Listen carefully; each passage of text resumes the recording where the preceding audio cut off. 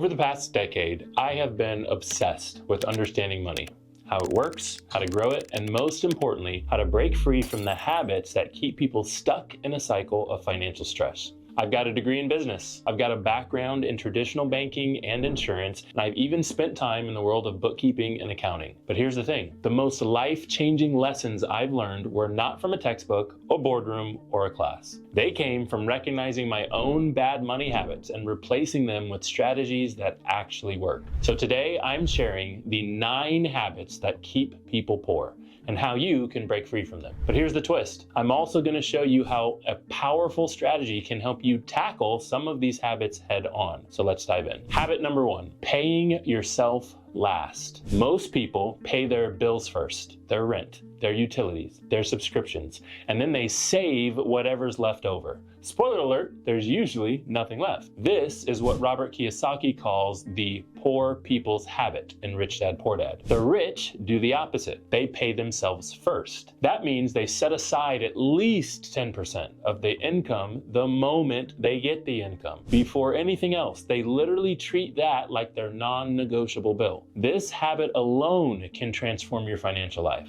But I'll show you how to take it even a little bit further in just a bit. Habit number 2, people get comfortable with bad debt. Debt has become way too normalized. People use credit cards to buy things they can't afford, and then they're stuck paying 20% interest or more. That's just not bad debt. I mean, that is financial suicide. So here's my rule. If you can't pay for it in cash, you can't afford it. Period. I know, but what if I could borrow money at a lower interest rate, keep the points, keep the profit? I got it. Stick around, I'll talk to you more about that in depth by the end of the video, but we've got to address the bad habit. If you can't pay for it in cash, you just can't afford it. Habit number 3, not having a financial buffer or an emergency fund. Life happens, cars break down, jobs get lost, emergencies pop up. If you do not have a financial buffer, you are one crisis away from disaster. You've got to aim for at least 6 months of living expenses saved up. I remember during the pandemic, there was an article that came out that said most people did not have an extra $300. If an extra $300 bill came up,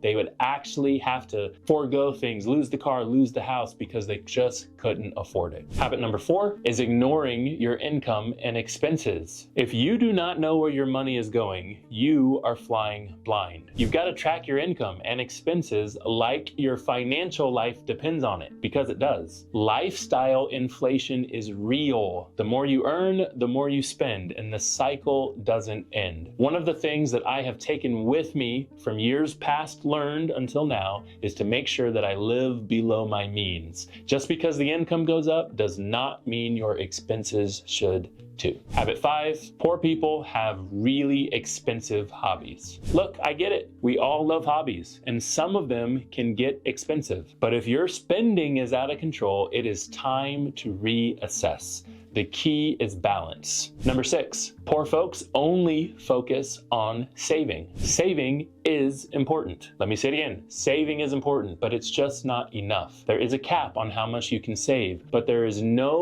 limit on how much you can earn. The real magic happens when you combine savings with smart earning and income generating opportunities. I read a book recently that said there's only 2 ways to make money. You can actively go out there and make money, or your money can make money for you. If you are just saving, you're using your active income and you're putting a little bit of that away. But if you are not using the dollars that you've earned now while you are active to make more money for you, the money making money, then you're going to be stuck in this cycle of always working in order to earn your dollars. Habit number 7, poor folks pay just too dang much in taxes. Taxes are the biggest expense most people will ever have. Here's the thing, the wealthy do not pay more in taxes. They pay smarter. They use legal strategies to maximize their earnings and minimize their tax burden. I recently looked up just how much someone earns in their lifetime. The internet told me that's about $1.5 million that the average person will come into in their lifetime. And they also said that about 527,000 of that will go off in taxes. That is just over about 34-35%. That's just too much. You've got to do something a little different so you can maximize earning while minimize taxing.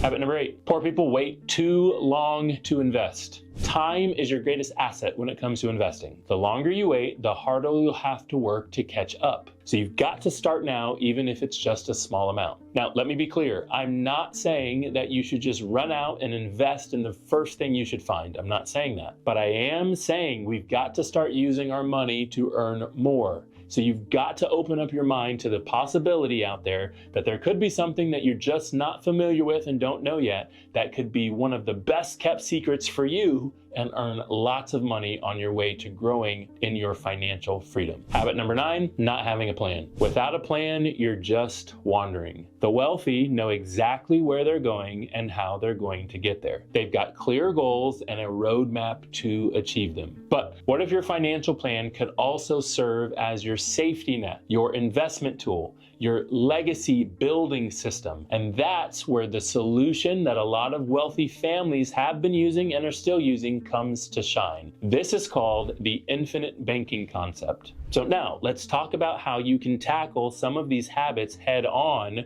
with the infinite banking concept. Before I do, let me explain. Infinite banking is a strategy that allows you to become your own bank. So here's how it works. You fund a specifically designed whole life insurance policy, which grows cash value over time. You can then borrow against that cash value to fund your investments, your emergencies, even your passions, all while your deposited dollars continue to grow. For example, remember habit number 2, getting comfortable with bad debt. With infinite banking, you can actually borrow against your policy at a lower interest rate than your credit card or a bank loan, which means you now control that debt and you don't have the third parties breathing down your neck saying, if you don't pay us back, we'll fee you, we'll come get your car or your house. And you then have the control to pay yourself back on your own timetable instead of the third party banks. Or take habit number 3, not having a financial buffer. Your policy's cash value can act as your safety net, your emergency fund, giving you access to the money when you need it the most. What about habit number 8, waiting too long to invest? Infinite banking gives you a safe, predictable place to grow your money while then allowing you to access cash value for those new opportunities, those investments. So this isn't really a financial strategy. It's more of a mindset shift. It's about taking control of your money and using it to create the life that you want. So there you have it. 9 habits that keep people poor and how to break free from them. And if you're ready to take your financial education, your finance game to the next level, infinite banking might just be the tool you've been looking for. If you do want to learn more, let me know in the comments below. And don't forget to like the channel, subscribe, hit the notification bell so you don't miss out on more tips on how to build the life you deserve. See you next time.